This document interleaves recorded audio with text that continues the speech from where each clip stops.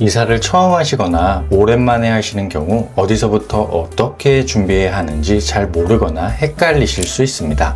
그래서 이번 영상에서는 이사 시작부터 당일 및 끝나고 처리해야 하는 마무리 과정까지 꼭 알아야 하는 정보들을 총정리하여 안내해드리는 시간을 가져보도록 하겠습니다. 각 단계별 이사 준비 사항부터 공과금 처리, 이사 지원금까지 필요한 내용들을 알차게 담아보았습니다. 오늘 영상 끝까지 시청해보시고 이사하시는 과정에 도움이 되시기 바라며 본격적으로 시작해보도록 하겠습니다. 1. 이사 전에 해야 할 것들. 이사 전에 준비는 약 한 달에서 2주 전 기간부터 천천히 단계적으로 준비하는 것이 좋은데요. 먼저 이사 종류부터 살펴보도록 하겠습니다. 포장 이사란 이사업체에서 운송부터 정리 및 청소까지 모든 것을 해주는 것을 의미하며 매우 편리하지만 비용이 가장 높습니다. 반포장 이사는 이삿짐 포장은 고객이 직접 하고 운반과 큰 가구 및 가전 배치 등은 이사업체에서 담당하며 포장 이사보다 번거롭지만 보다 더 저렴합니다. 일반 이사 또는 용달 이사란 짐만 운송하는 역할만 하며 나머지 포장과 정리 등 모든 것을 직접 해야 하며 가장 저렴하지만 여러 번거로움을 감수해야 합니다. 보관 이사란 상황적으로 필요한 경우에 진행하며 짐을 일정 기간 창고나 컨테이너 등에 보관 후에 이사하며 추가적인 비용이 지출될 수 있습니다. 이삿짐 센터를 이용할 경우 짐의 양에 따라서 비용이 올라가므로 이사 전에 최대한 짐을 줄이는 것이 좋은데요. 이때 유용하게 이용할 수 있는 것이 폐가전 무료수거 서비스입니다. 민간 폐기물 업체를 통하여 처리하면 비용이 상당히 나가게 됩니다. 하지만 환경부와 지자체 등이 운영 중인 폐가전 무상수거 서비스를 이용하시면 무료로 부피가 큰 폐가전들을 가정까지 방문 수거를 해주기 때문에 쉽게 처리할 수 있어서 매우 좋고요. 그리고 헌옷은 무료 수거함에 넣는 방법 외에도 업체에 판매를 하신다거나 아름다운 가게 등에 기부하시는 따뜻한 마음을 나누는 방법도 있습니다.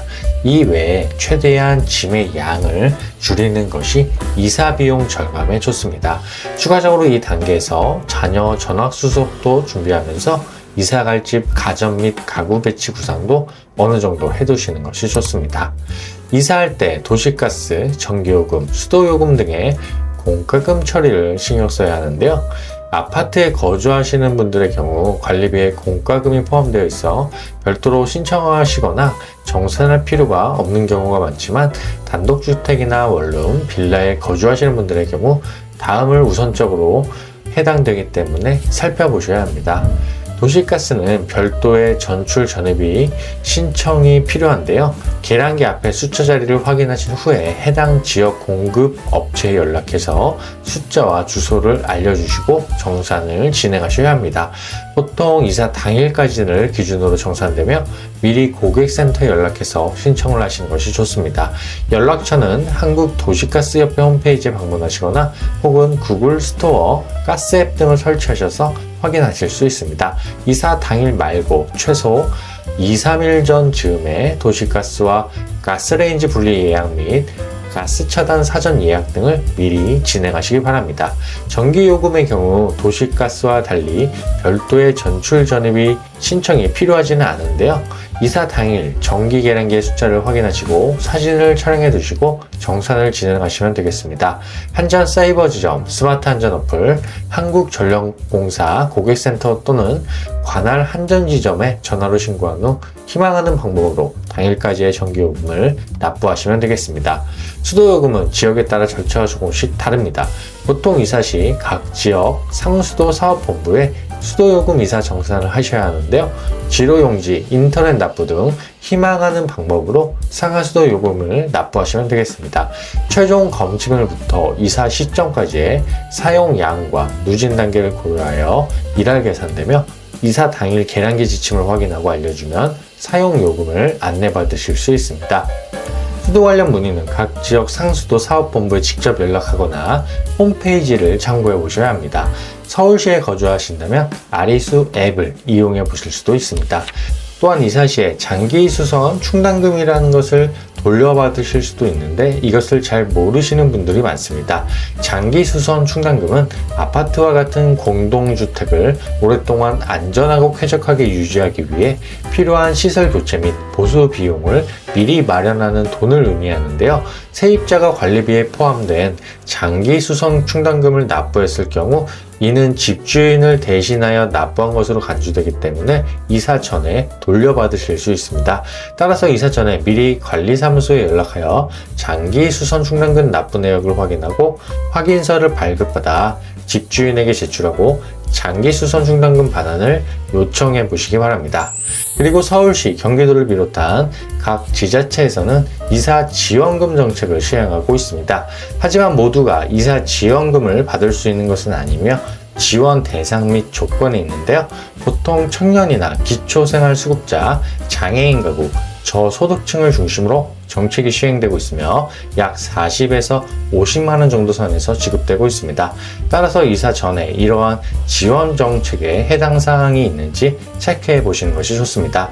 복지로나 보조금24 홈페이지에서 이사 비용 등으로 검색해 보는 방법도 있으니 참고해 보시기 바랍니다. 그리고 이사하는 과정에서 의외로 분쟁이 생기는 경우가 생각보다 많은데요. 분쟁에 대비하여 계약서를 반드시 받아서 보관하시기 바라고, 파손이나 훼손 등이 발생하면 바로 사진을 촬영하고 업체 직원에게 확인서 등을 받아두시기 바랍니다. 문제 발생 시 2주 안으로 이사업체에 보상을 요구하시고, 그래도 안 된다면 1372 소비자 상담센터를 통해 소비자 피해 상담 및 구제 방법 등을 안내받으시기 바랍니다. 안타깝게도 이사 허가를 받지 않은 불법 업체들이 여전히 많이 존재하는데요. 이러한 불법 업체들 같은 경우 정식 허가 업체에 비해 저렴한 가격을 제시하여 소비자들을 유혹하지만 이사 과정에서 다양한 문제를 일으키고 피해 보상은 제대로 못 받을 수 있으니 주의하시기 바랍니다. 그리고 이사 견적은 명확한 기준이 있는 것이 아니고 사람이 산출하는 방식이라서 가격 차이가 업체마다 다를 수밖에 없는 구조이기도 한데요.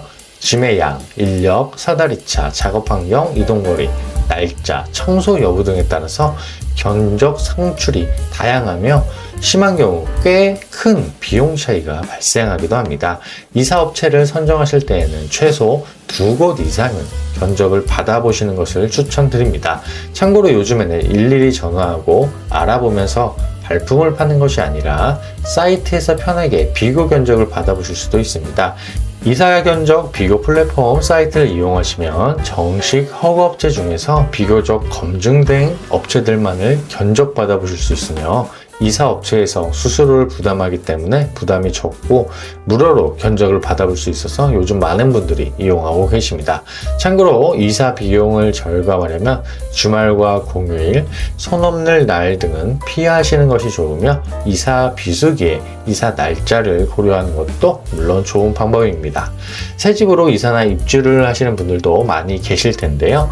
이사나 입주를 할 때 보통 사전 점검된 조명, 시스템 에어컨, 탄성 코트, 줄눈, 북박이장, 입주 청소와 중망 교체, 단열 필름 등을 고려할 수 있습니다. 이 모든 것들 중에서 꼭 해야만 하는 것은 사실 없고요. 실제로 거주해 보시고 하셔도 되는 것들이 많습니다. 다만 새 집이라면 입주 청소와 줄눈 시공의 필요성에 대해 의문을 제기하는 현장 관계자들은 적은데요.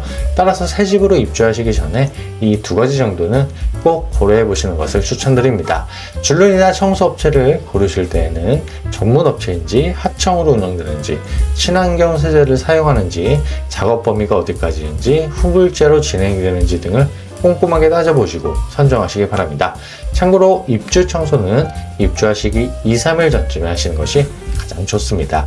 이사 갈 때 인터넷과 TV는 이전 설치를 신청할 것인지 아니면 새로 가입을 할 것인지 결정을 하셔야 하는데요. 이전 설치를 한다면 이사 1-2주 전쯤에 통신사 고객센터에 연락하여 이전 설치 가능 여부를 미리 확인하고 신청하시기 바랍니다.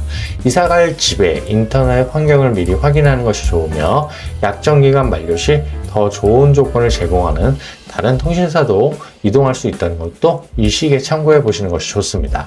본인 또한 최근 이사 시기에 약정 만료가 겹치면서 인터넷과 TV 등을 변경했는데요. 신경을 안 쓰면 받을 수 있는 혜택이 모두 물거품이 되기 때문에 이사 시에 잘 체크해 보시기 바랍니다. 마지막으로 냉장고에 있는 냉동 및 냉장 식품들은 이사 전에 미리 처리하시고 세탁기에 있는 물들도 모두 빼주시기 바랍니다. 목돈이 나가므로 이체 한도 또한 미리 체크해 보시기 바라며 엘리베이터 사용을 예약하고 각종 이전 설치가 필요한 서비스를 확인하셔서 미리 예약을 진행하시기 바랍니다. 2. 이사 당일 및 이후에 할 일. 이사 당일은 정신없고 바쁘고 신경 쓸 일이 많기 때문에 미리 체크리스트를 만들어서 꼼꼼하게 준비하는 것이 좋고요. 이삿짐 반출 전 확인사항으로 앞서 설명드린 것처럼 가스밸브를 잠그고 전기 및 수도 계량기를 확인하여 사진을 찍어두고 정산을 진행하시기 바랍니다.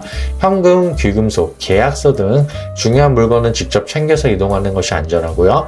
예정된 시간에 이사업체가 도착했는지 확인하시고 작업 범위, 추가 비용 등 계약서 내용을 다시 한번 확인합니다. 아파트 관리소에 엘리베이터 사용료를 지불하고 관리비 정산을 완료하고 열쇠 등을 반납합니다. 이사 과정에서 생각보다 파손, 분실 등의 문제가 생각보다 많이 발생하기 때문에 문제가 발생하는지 잘 관찰하시고 사진 촬영 등을 잘 하시기 바랍니다. 또한 이삿짐이 원하는 위치에 배치되었는지 전반적인 관리 감독과 확인을 잘 하시기 바라고요. 다음으로 이사갈 집의 인터넷, TV, 전화 등 개통이 제대로 되었는지 체크하고 잘 확인하시기 바랍니다. 물건이 파손된 것이 없는지 잘 확인하시기 바라고요. 부동산에 방문해서 중개수수료와 잔금을 지불합니다. 이사 후 14일 이내에 동주민센터에 방문하셔서 혹은 정부24 웹사이트에서 전입신고를 하셔야 되는데요. 전입신고 시 확정일자를 함께 받으면 임차인의 권리를 보호받을 수 있습니다. 전입신고를 하지 않으면 과태료가 부과될 수 있기 때문에 꼭 주의하시기 바랍니다. 운전면허증이 있으시다면 주소 변경 신고 또한 같이 진행해 주도록 합니다. 은행, 신용카드 주소지, 보험, 우편물 등 각종 주소 변경 또한 진행하셔야 되는데요. 예전에는 일괄적으로 변경되었지만 지금은 모든 방법이 중용돼서 일일이 변경해야 됩니다. 하지만 KT에서 제공하는 서비스가 아직 남아있고요. 무료로 이용이 가능한데요. 주소 입력 후 본인 인증을 거치면 3일에서 일주일 정도 안에 변경이 가능합니다. 다만 모든 카드, 보험, 금융사가 통합된 것은 아니고 일부 제휴된 곳만 가능하니 참고하시기 바랍니다. 우편물 등 주거 이전 서비스는 인터넷으로 진행할 수 있는데 다만 개인 고객만 이용이 가능하고요. 사업자 고객의 경우 우체국에 방문하셔서 처리하셔야 됩니다. 오늘은 이사 준비부터 마무리 과정까지 상세히 안내해 드렸습니다. 이사 과정에서 생각보다 준비할 것도 많고 잊어버릴 수 있는 것들이 많으니 오늘 영상 참고하셔서 이사 잘 마무리하시기를 진심으로 바라겠습니다. 이것으로 모든 영상을 마무리하도록 하겠습니다. 오늘 영상이 도움이 되셨다면 구독과 좋아요, 알림 설정하는 것 잊지 마세요.